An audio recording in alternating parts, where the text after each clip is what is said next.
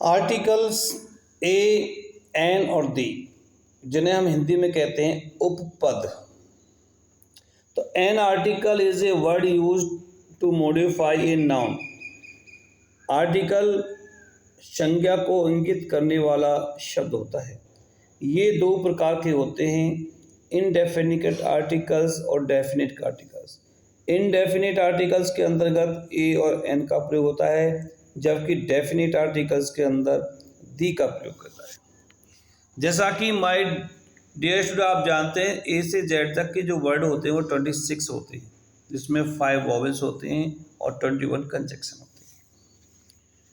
तो जो meaning A, E, I, O, U से स्टार्ट होंगी उनमें हम ए, एन का प्रयोग करते हैं और बाकी सभी में हम ए का प्रयोग करते हैं। लेकिन कुछ ऐसे वर्ड हैं जो स्वरों के आधार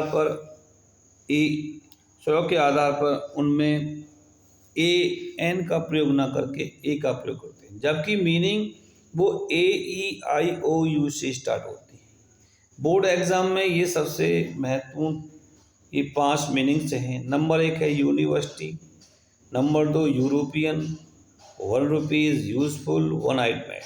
ये सभी ए, ई, आई, ओ, यू से स्टार्ट हैं, लेकिन ये स्वरों के आधार पर इनमें ए, एन का प्रयोग ना करके ए का प्रयोग किया जाता है। इसी आधार पर 3 वर्ड और हैं, हावर, हेयर, हॉनेस्ट।